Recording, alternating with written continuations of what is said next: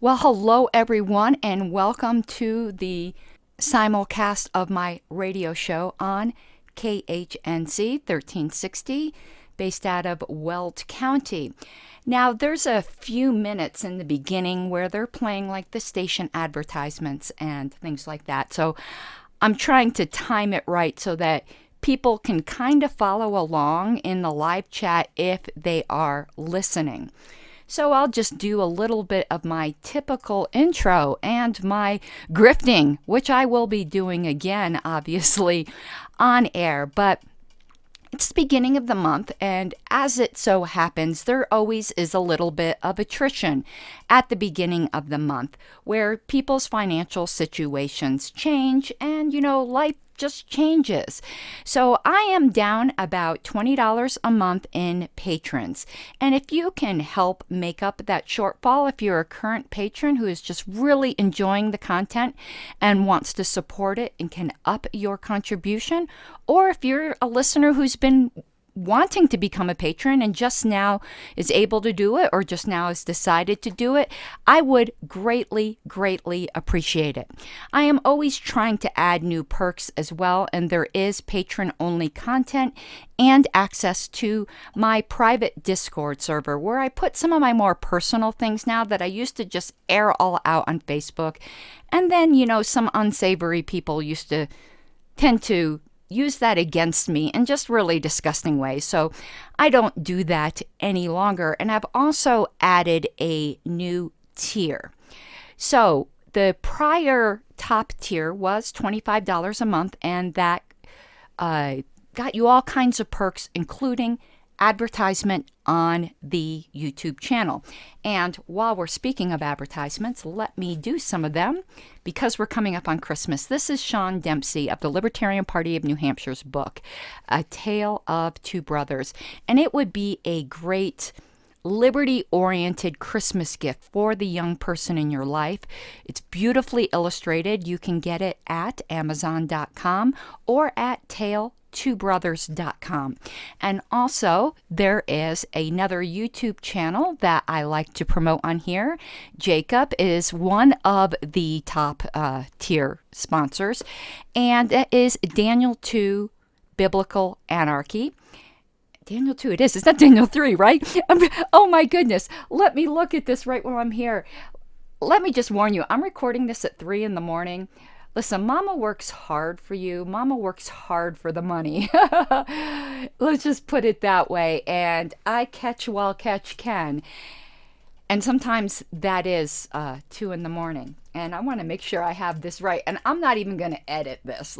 I'm going to make sure I have it correct. And you guys, it's Daniel 3. God, I should have known that. Daniel 3, Biblical Anarchy. Please go and subscribe, particularly since, I had that old lady 3 in the morning brain burp right there. So again, there's also down in the low bar other ways you can possibly support. But what I wanted to let you know is I did add a new tier that is $50 a month that will also get advertising on the radio show. At least one ad a month. But when I don't have a full roster of advertising, some of the sponsors that I have that are paying for one ad a month, I've been throwing in more because, I like to help those who were with me from the beginning. So there you go. Basically, I'm not going to be at my sharpest at 3 in the morning, and I'm not even going to try. Let's get some caffeine in my system, shall we? Woof. Okay, and before we get started with the show, and I will try to watch this live if I can. I'm setting it as a live premiere to interact in live chat, but I'm not sure if I'll be able to. I'm going to be in Vermont this weekend. I am their keynote speaker, and then that's on Saturday, and then on Sunday, I'm one of the speakers at the Empire State Freedom Summit in Syracuse. But one thing I wanted to show you guys, this is how you know you've become a minor celebrity, right? A D-list celebrity, not even B-list, D-list celebrity. But I am so tickled pink, literally. Apparently, I was a Halloween costume for some of my friends this past Halloween, though there's one picture I threw in here, which is my co-host on Cult of RONR, who dressed up as me. I believe it was on April Fool's, but I'm including him in this collage because it fits in so perfectly. And here you go. Look at all these beautiful faces. The hair in the middle top picture there is just spot on. I mean, that's the most accurate of all the wigs. I mean, that really is close to how my hair is. But I love you guys. You really are in touch with your masculinity in order to be doing this. And I just adore you for it. So, sending in pictures and things like this is like fan art as far as I'm concerned. And I love showing it off. So thank you so very much. All right, I am going to pull up my notes and then we will get started with the radio show. But I need to get my stopwatch app going because there's certain timed segments that I need to do, and I'm not so great at that yet. And you want to know what? Because I just love getting these little gifts. Here's the button that Julian made for me, my Angela McCardle for chair button. So I'm going to wear this. Let me get this on here. I think I'll wear this with me to Vermont, too. Might as well rep for Angela. Ooh, that's, there we go. Oh, that's not really sitting right. Well, I'm not going to mess with it right now. I'll mess with it maybe during another, now I'm getting stubborn. I'll mess with it in another break if it doesn't lay right there. That's okay. All right, Angela, I'm repping for you. All right, let's start my stopwatch and pull up my notes, and we will get started with the show. Crap, where did I put my notes? Oh, there we go. Okay, here we go. So hello, everyone. I am once again your hostess, Karen Ann Harlos of the House Anarchy, mother of parrots, purveyor of liberty, and allegedly herder of LNC butts. This is the Pink Flame of Liberty show, which can also be watched along with my many other Libertarian, and Libertarian Party related, including Libertarian Party history shows that I produce on a near daily basis on my YouTube channel of youtube.com/Pink Flame of Liberty.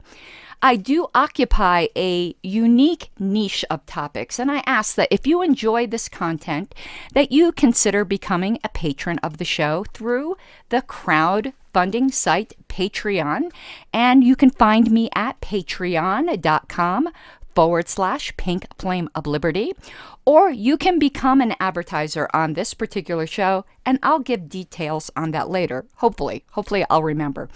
And of course, lastly, you can always write me at pinkflameofliberty@gmail.com.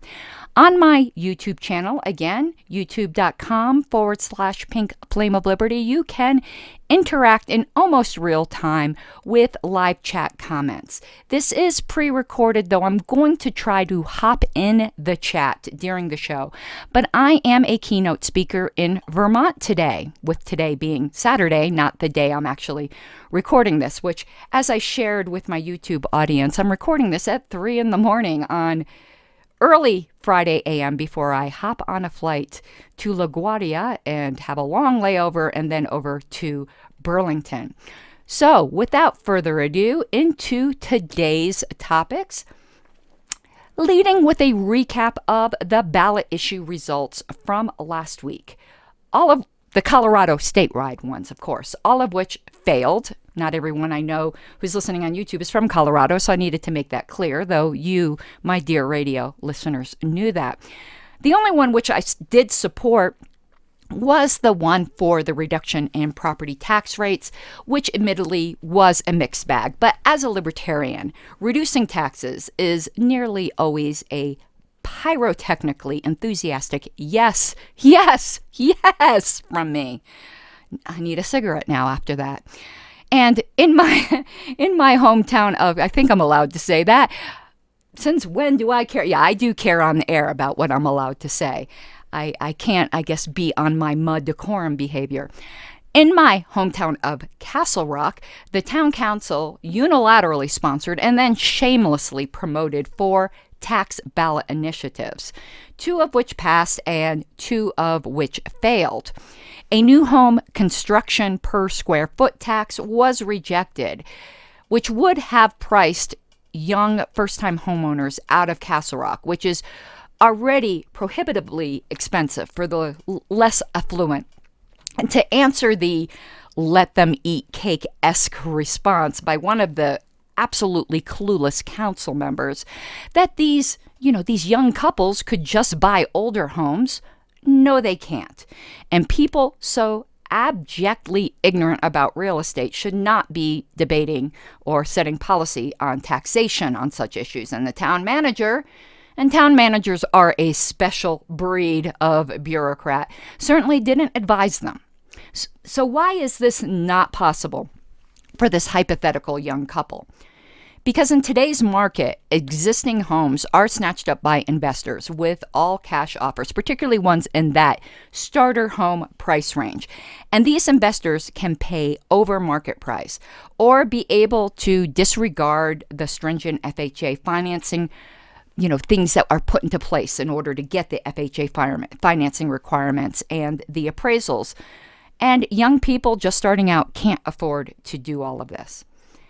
The sales tax hike was also rejected, which was most punishing on those who could least afford it, because even groceries are taxed in Castle Rock. And people already shop in neighboring Castle Pines to avoid the grocery tax. Way to punish local grocers, town council.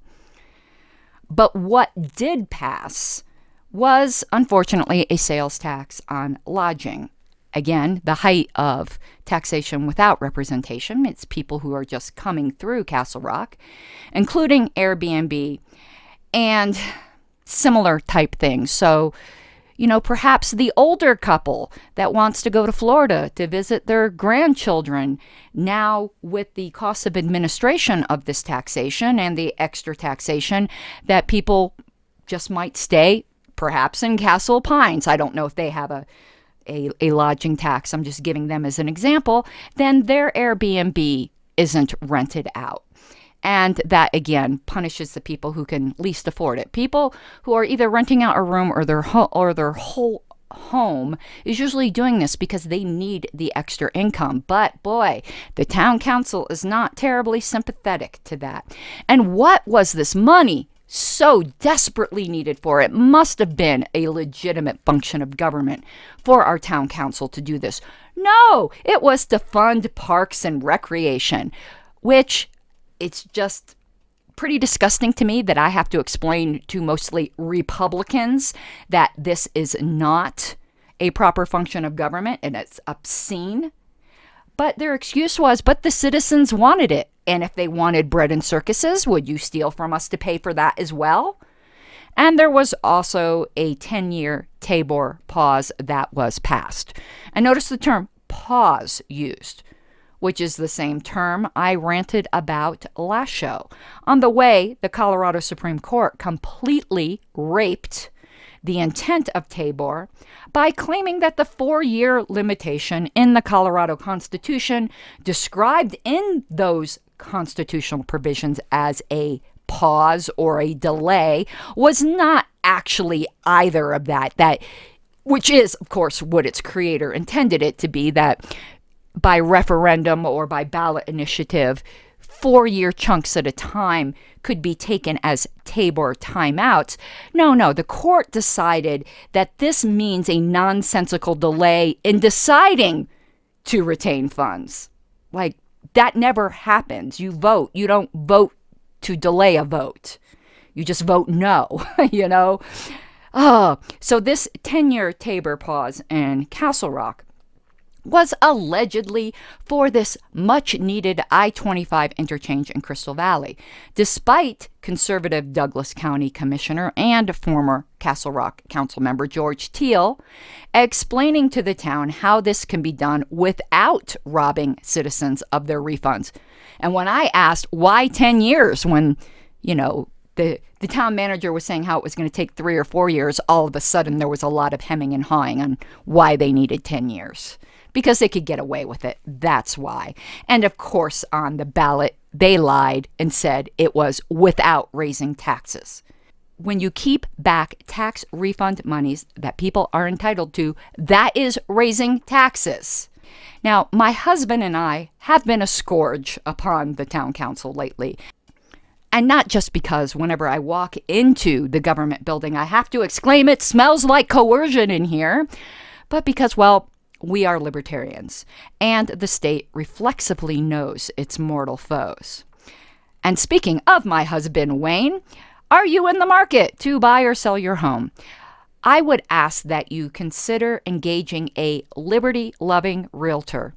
As I said before, I can vouch for him on the highest and most intimate terms because, again, I'm sleeping with him. He's my husband, of the Harlos Real Estate team. And obviously, he has excellent taste in women. We had shared a home office for years until he got tired of me talking all the time and went and got an office outside the home. And in that time, I have seen the utmost time and care he takes with every client. In fact, my experience has been that if you are a first-time home buyer or seller, I've been in that position. We were just talking about people in that position. And even more so, if you're in the lower value of the market, that realtors often have bigger fish to fry and spend the least amount of time with you and try to rush you into the first thing that is even remotely serviceable. Wayne will not do that. He will educate you. He will give you the time you need. Please give him a call at 303-229-3452, or you can email him at wayne@harlosrealestateteam.com. So, are you involved with testifying before your own town or county council? Or city council, whatever it might be. And I find often that people don't because they're a little bit frightened. Don't be scared of the state. There's a lot to be scared of, but it's ridiculous. Laugh at the state. And sometimes you just need talking points. Jot some things down. But what I'd like to do to assist you after the break is I'm going to play some clips of typical things that I say at our town council meeting in relation to taxes. You know, these might be the current issues I talked about, but new day, same old theft. And we're going to close out with a clip of the aforementioned realtor, my wonderful husband, Wayne, in his testimony before town council. The next one is the increase of the taxes on new built construction on housing. I'm a real estate broker. So many of the buyers that are out there right now are being priced out of the market, not only because of market appreciation, which there's nothing you can do about that, but with lumber price increases and now with the proposed increase in taxes, so many of these young people are priced out, they'll never catch up. They will never be able to buy a house if they can't get started now. So raising the price of housing is not a solution. There's got to be another way to raise the money. How would you feel if your son or daughter tried to buy a house and all of a sudden it went up $15,000? They couldn't qualify, and then the housing prices went up 3 to 4% per year, and their income didn't go up that same amount, and they were never able to buy a house again, ever. That's what we're facing right now. So welcome back, everyone, from the break. And I remind you that you can participate almost in live time on my live chat at my YouTube channel at Pink Flame of Liberty. That's youtube.com/Pink Flame of Liberty. This has been pre-recorded, but I will try to jump into the live chat. Now, before we continue with the commentary, I had said that I would play for you multiple clips of some testimony I had given before town council, just so you can see the types of libertarian talking points and perhaps encourage you to also get involved in community activism in your area. Before the break, you had heard from my wonderful husband, whom I'm so proud of, but now I'm going to play a couple clips of my testimony concerning several tax issues that, again, half of them passed, half of them failed this past election. All right, here we go. Hello, everyone, and I do appreciate the opportunity for public comment. I'm going to reiterate some of the points my husband's made, but come at them from a different direction. I remind the council members that government is force. Every single thing that you're looking to do involves forcibly taking money from potentially unwilling people. I can tell you I'm unwilling. And government is supposed to be by the consent of the government, of the governed. I don't consent. And the fact that some people might outweigh me doesn't delegitimize the fact that I still don't consent. So each time you are looking to raise some kind of money, realize that you are taking it forcibly from the hands of at least some people that are unwilling. And if you don't have the right to go to your neighbor and hold a gun to them and steal their money, just because the fact that you're sitting behind a fancy bench and were elected by a certain constituency still does not give you that right. And that's something I wish all government officials would take very, very seriously as they're starting to consider these measures. The Tabor one is the most offensive. This is supposed to be a taxpayer's bill of rights. Rights should not be able to be voted away. And I heard, oh, in 10 years we can revisit this. I bet we heard that 4 years ago too. And I bet in 10 years some of the same arguments will be had. And my husband made the point, how dare you take it from people who might need it just because some people think they don't need it? Well, let them voluntarily give it. Why don't you put on the ballot measure that those of you who don't want your Tabor refund, you can voluntarily give it to Castle Rock. But don't take it from the people who might need it the most. This is a bill of rights that they are supposed to have. Also, I'm finding very interesting some of the justifications for where we're going to get some of this tax money. You found victims that were the least offensive. Oh, we can take it from lodgers because the town of Castle Rock didn't mind if we robbed the people that are just coming through. That is a really interesting way. There's no direct correlation between the people who are renting a hotel room and where this money is supposed to be spent, except for they are the victims that everyone decided are the least offensive that they can live with. That is not justice, and we're supposed to be about justice. The raising for police, well, that's a legitimate function of government. I'm not so sure we need those funds. I don't hear anything about sunsetting other funds. But you want to know what? It's not a legitimate function of government to steal from the citizens to have nice parks. There needs to be other ways to raise that kind of money. There's plenty of people here who don't even use our parks.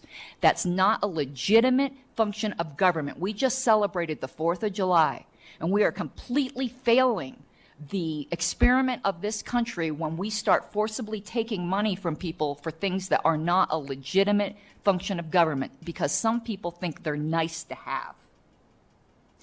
And I also noticed there was a little bit of an artful dodge about the segregated fund.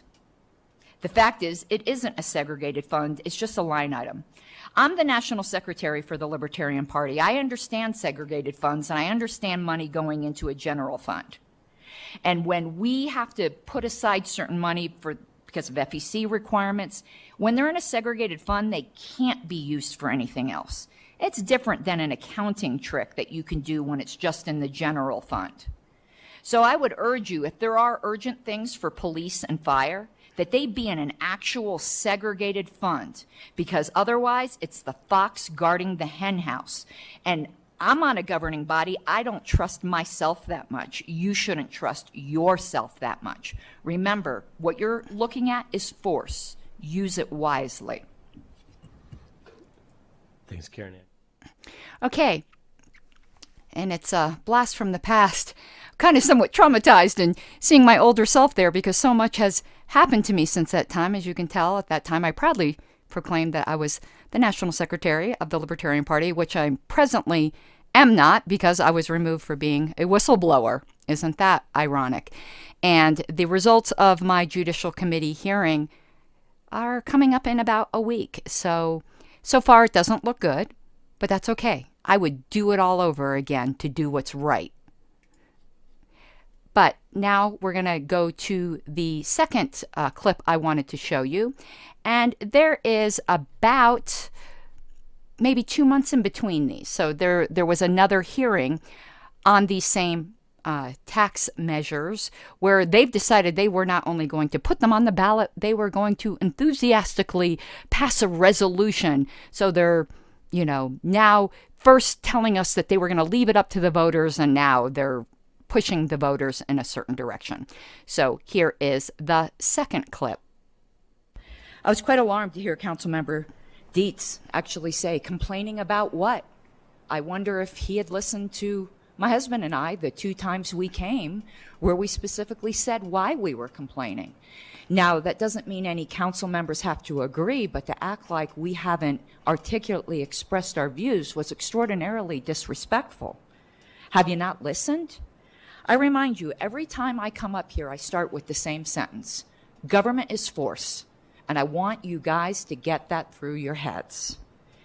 This is an inappropriate use of your power. We kept hearing this very noble calling about how you just wanted to put it before the voters. But now you're salting the soup, or at least you're thinking of salting the soup, by using your positions of privilege and power to influence this vote. I don't care if it's allowed by the rules. It's unethical.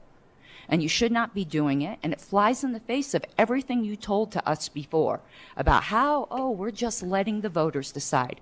No, you're not. You're becoming advocates for force. It's funny, I kept hearing this emotional, I would call it emotional manipulation about how can you possibly be against having more police. The only thing that was missing from that manipulation was think of the children and why do you want to kill grandma? That's not appropriate coming from the DS.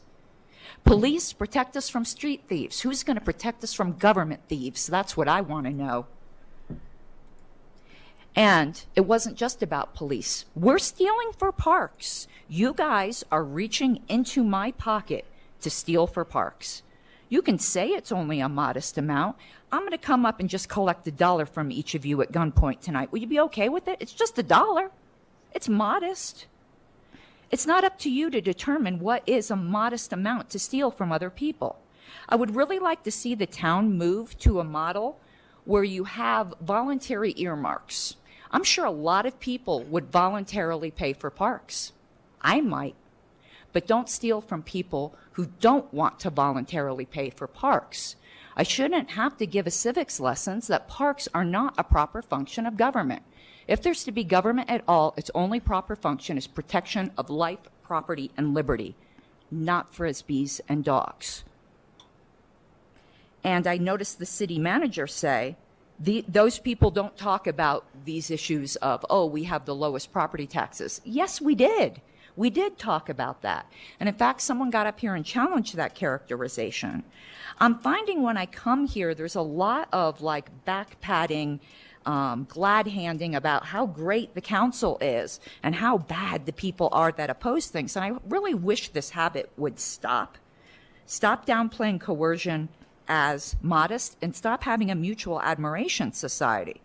And as far as saying your advocacy isn't using public dollars to advocate as it would be if city employees advocate, who's paying your salary? I am. Who's paying for this building and the lights? I am. Yeah, you are using public dollars, and I deeply, deeply resent it. It's inappropriate. Do not vote for this resolution. I don't care if the law allows it. It's absolutely unethical. Okay, so there were some fiery talking points, and that might not be your particular style, but maybe that gives you some ideas. And we are going to be heading into another break in a few moments, but before we do, I wanted to talk to you about one of our sponsors, which is approval voting. Approval voting moves us beyond two-party thinking. It leads to fewer quote-unquote spoilers. Voters can vote for both a candidate that they really like, who probably has no chance of winning, and also a more popular candidate who does have a chance of winning. It leads to more civility. When a group of friends want to stay friends and are trying to decide on a restaurant or a movie, they use a show of hands, which is, dun dun dun, approval voting. It also leads to less polarization. The voter is not forced to focus on only two candidates. Again, approval voting will help move us beyond two-party thinking. You can contact Colorado's approval voting effort by phone or text at 720.439.6000 or search for the Approval Voting Party. We're going to talk some more. I don't know if it'll be this show or next show, though, about another alternative voting method, that of ranked choice, which did score a victory in the county/city of Broomfield also this past week. But I will catch up with you on the other side of this break. And welcome back. Remember, you can always get in touch with me at pinkflameofliberty@gmail.com. If you are interested in advertising on this show, I hope I've shown that I can do your Liberty product or your small business justice or your large business. Hey, I don't discriminate around here. I would love to have you as an advertiser. Please get in touch. The rates are extraordinarily reasonable. All right, and all of that is an introduction, perhaps in some sense, to let you know that I'm going to be doing a lot more than talking about it. I will be running for town council. In order to advocate for town council to stick to the proper scope and function of government. Now, I know it might seem like a contradiction in politics, since I've declared to you before that I am an anarchist and don't believe in government whatsoever, or more accurately, the state, which is the territorial monopoly on the use of force. But we can use government for shorthand. So let me just explain that somewhat briefly. I am a peaceful person. I am actually a pacifist for religious reasons, not political reasons. And if we want to make a change in this country, sometimes it seems like there's only two routes: that of violence, which is unacceptable, unpalatable, and abominable to me, or peaceful routes, one of which is politics. So I choose the political route. I don't see it as a contradiction. I just see it as using a tool that is at my disposal. Really no different than, say, a hacker who gets a job as a computer program at a large corporation that they wish to bring down. Though, well, I guess I can't say, though, not as maliciously. I mean, I do feel a lot of malice towards the government and the state in the way it just is a complete predator upon people and their freedom. And this brings me to what has been heavy on my brain, just working me up into a good old libertarian lather. And there's nothing better than a good old libertarian lather. And that is the absolute grossness of democracy. Yeah, I said it. Oh my God, would you rather have a king? Well, let's talk about that for a second before I pivot into what I was really getting at in taking that huge crap on democracy. No, I would not like a king. As I said, I'm an anarchist. I don't lust after any political rulers. However, a good king, a just king, is better than democracy any day of the week and twice on Sunday. What do I mean? I mean, if there was some hypothetical king who primarily honored the proper limited functions of government, if there is to be a government, would be easy to keep accountable. It's not too difficult to off a king. It's not too difficult to revolt against a single king. The problem is that power corrupts, and a good king is like the fountain of youth or a chupacabra. It's an elusive fantasy at best. But at least if a king sucks, we know it's the king that sucks. Democracy makes us believe the lie that we are the government. We are our own oppressors. But there is something in the human heart, isn't there, that just lusts after a king. We try to make kings of our presidents. The Israelites wickedly cried out for a king when before they just had judges and were governed by God. But for me, the best example to drive home the point that democracy absolutely sucks is taxation. Collectives do not have rights. The only rights a collective has are the rights of any of its individual members that the individual members voluntarily grant to the collective. So if you personally do not have the right to use force to redistribute the wealth of others that you may covet, adding more to your number does not create that right out of thin air. And adding a fancy ballot to your number doesn't do it either, nor does putting on a costume or sitting behind a fancy bench. So as I was driving around town before election, I see these signs all over the place, not just in my town, in nearly every town, urging others to vote yes on some new tax. And I have to admit that I got absolutely and utterly enraged, like pyrotechnically, one of my favorite words, enraged at the gall, the absolute gall. Who the actual fudge do any of these people think they are?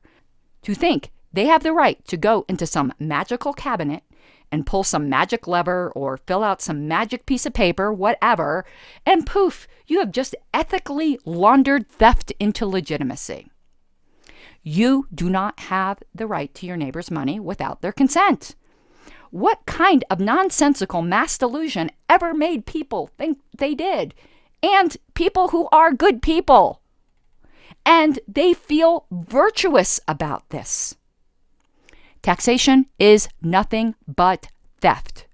It might be dressed up more politely than that, but it is just as much theft as what the common street mugger does. But at least the mugger is honest about it. He doesn't pretend he's anything other than what he is. And here's the fact of the matter, the blunt, cold, hard truth. If you voted to increase taxes last week, you are a thief. Repent. And I've done it. Not this past week, but I've done it in my life. I'm not pretending like I'm better than anyone else. I'm also a product of the public indoctrination system.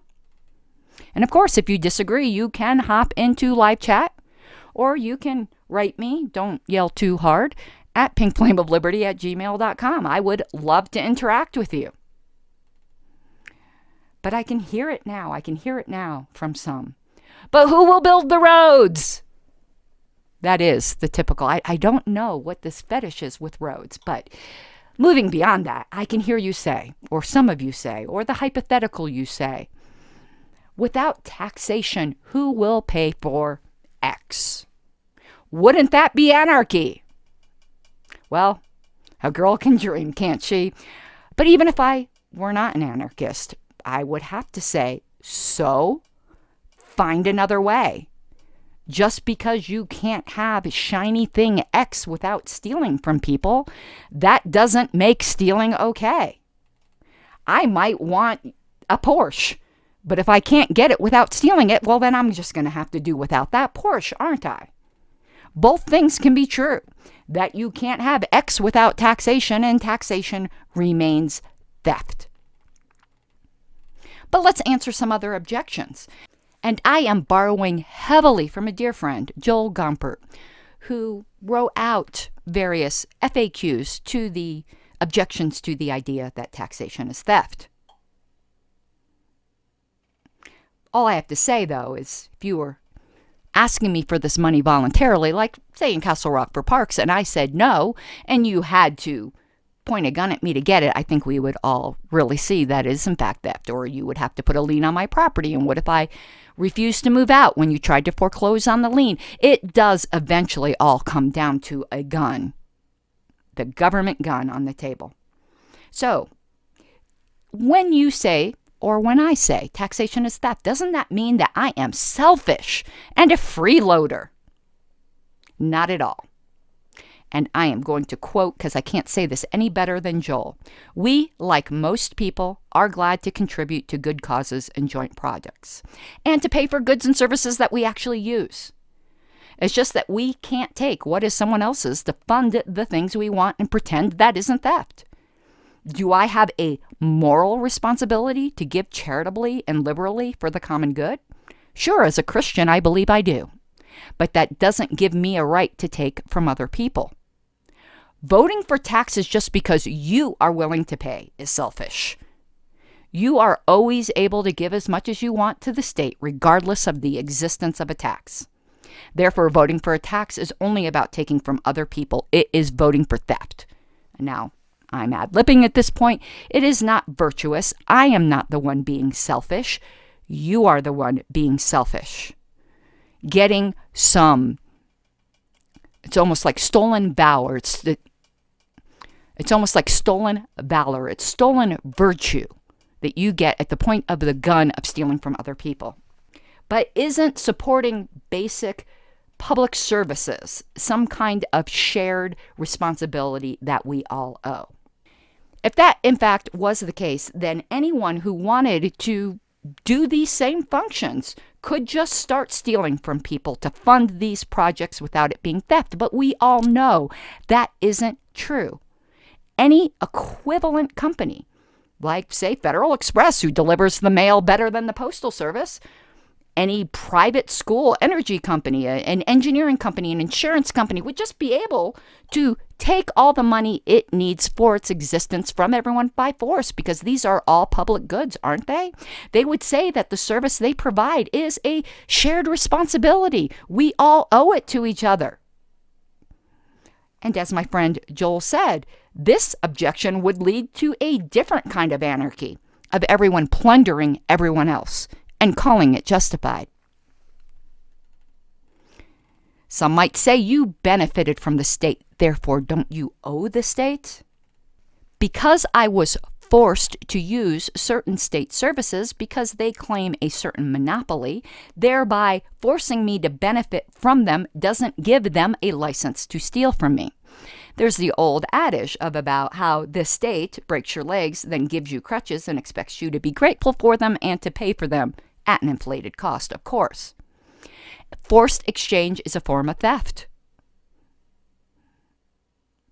Otherwise, it would not be theft for any, as Joel put it, random jerk to force you into whatever exchange is profitable for him, as long as he can make the argument, hey, you're benefiting from it. All right, we will continue with some more of these objections after the break.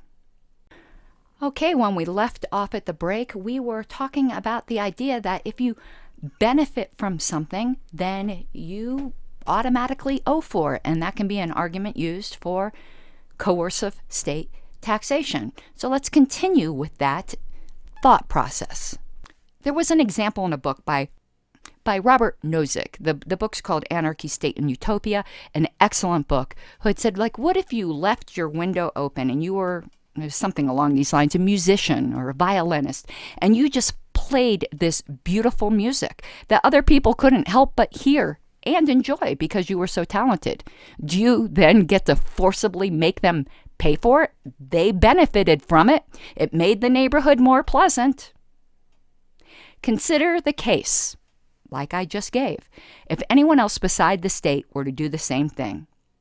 If someone were to unilaterally benefit someone else and then try to steal from them to pay for this unilaterally benefit, it's recognized as theft if anyone else does it. Government officials do not have greater rights than you or I do. Moreover, again, there's the obvious point that Joel points out, that the state had to tax people in order to be able to fund these benefits in the first place. The production of the benefit was already paid for via theft by the taxpayers. For the state to turn around and then claim that the taxpayers owe the state even more for having provided them the benefit is the height of perversity. But now we'll address what I like to call the move to Somalia argument. Don't you consent by staying put. It's not forced or immoral because you are free to leave at any time you want, which in fact isn't true even if you wanted to. You know that the government, if you for some reason wanted to renounce your citizenship, and despite whatever complaints that I may have, I still would not want to live anywhere else at this point and certainly value my citizenship. But, you know, the United States government charges you to leave. It's like the Hotel California. But this kind of objection begs the question because it has to presuppose that the coercive taxation is not in fact immoral and is not in fact theft. Because if it is immoral and it is theft, there's no reason that a victim should have to leave in order to opt out. We wouldn't say that to any other victim. You don't want to be raped? Well, then put on a pair of pants, get out of that alley, move out of that neighborhood. Well, it might still be wiser for your own safety to do some of those things. You wouldn't say, well, the rape is moral because you could have ran away, or you could have screamed, or you could have worn something differently. It is a form of victim blaming to say that if the victim doesn't get away, then, well, they consented or they deserved it for being in the wrong neighborhood. So because this objection assumes it's not victim blaming, it assumes the very thing to be proved and therefore is as circular as the globe Earth. Well, globe Earth it actually is oblongish. I forgot which shape they said it is. It's just a flat Earth joke, sorry. I have a whole arsenal of them. Imagine if your neighbor starts stealing from everyone in the neighborhood and said, well, you know, if you just moved away, he'd stop taking all of your money. So you living in your own house in your own neighborhood, you must be consenting. I mean, I think the mob actually makes this kind of argument. You never consented to these unilateral impositions in the first place. And continuing along those same lines, don't you consent then by never mind moving from your neighborhood, but remaining a citizen? You could always renounce your citizenship for a fee. But you want to know what? You are a citizen by accident of birth because you popped out of a vagina at a certain longitude and latitude. You did not consent to that. It is something that you were just born into, and being born in a certain place does not automatically grant your consent to being robbed from. And, you know, non-citizens are forced to pay taxes too. Or for things like sales tax, which for some reason some libertarians don't have a big problem with, and they start promoting things like the fair tax, which is just as about as logical as jumbo shrimp. You do not consent to be coercively taxed because you voluntarily choose to engage in commerce. I can say you then consent to all of the income taxes that you may object to because, you know, you don't have to work. You could always just starve. It is your basic human right to earn a living and to exchange in market activities with other willing individuals. The state inserting itself into that transaction is the aggressor, not you. And imagine what happens if you try to make that exchange without consenting to pay the tax. My husband, in fact, has a horror story he can tell you about his father, how his father was absolutely bankrupted by the IRS. I should get Wayne on the show to talk about this. His father was involved in a barter business, and then the tax man wanted taxes on the value, not of whatever the additional amount may have been, but it would have been on the entirety of this entire exchange. He can explain it much better than I. And more cosmopolitan, or some might say sophisticated, I don't think it's particularly sophisticated, but cosmopolitan argument would be you participate in society, so you have consented. And I will quote from Joel again here. Society is not the state. Society includes any peaceful, voluntary human interactions, including family, friends, I would add church, division of labor, buying and selling. Engaging in such interactions just makes you a human being. I'm actually ad-libbing a little bit, so I'm adding to what Joel said. It does not imply that any of the participants consent to anyone taking what is rightfully theirs. If it did, then it would never be theft for any participant in society to take from another. After all, need trumps ownership, correct? People engage in human interactions because they both get something from it. People remain friends because they value each other's society. People engage in division of labor because each party benefits. In trades, both parties become wealthier. It's reciprocal. It's voluntary. It's not a one-sided debt at the point of a gun. It's not a shotgun wedding. Yes, people are mutually better off by participating in society. That does not mean they have the right to steal from each other. That would automatically, to use a pun, rob it of its muniful beneficence. We also have society with citizens of other countries. We live in a global world, but you have not therefore consented to pay all the taxes of all the world now, have you? Nor do states like, say, between Colorado and Florida claim to be able to tax the incomes of all people with whom its citizens might have society. And this is just another form of the alleged social contract. But a social contract is just another form of circular reasoning because it's just another fancier way of saying the other person consented when they did not. You also do not consent by voting. You're forced to pay taxes whether you vote or not, so you might as well defensively vote. And it's not okay just because other people voted to approve it. Theft by majority vote is not any less theft. In fact, I think it's even just more pernicious because, again, we've bought into the lie that we are the government, that this is the system we've consented to without really thinking about it. Murder by majority vote is still murder. Theft by majority vote is still theft. There's nothing magical about 51% that makes it okay to do something wrong to the other 49%. Majorities don't convert injustice into justice by the mere fact that they have the majority. That is the most basic might makes right argument to say that a group with larger numbers may do what it wills to the group with smaller numbers. And I really love what Joel said about John Locke and the U.S. founders here. He said when the older political philosophers talked about the consent of the governed, they meant it as a principle of limiting the state, not a principle that can create new state power. The point was that the state has no legitimate powers but what the governed delegate to it, because the governed themselves have that power. You cannot delegate a power you do not have. You do not have the power to steal from your neighbor. You cannot delegate that to the state. And I have personally heard this objection, well, I consent to be taxed, so the state isn't stealing from me. So it's not the case that taxation is always theft. Okay, I will grant you that. They're not stealing from you, but they're stealing from me. And lastly, only illegal taking is theft, but taxation is legal.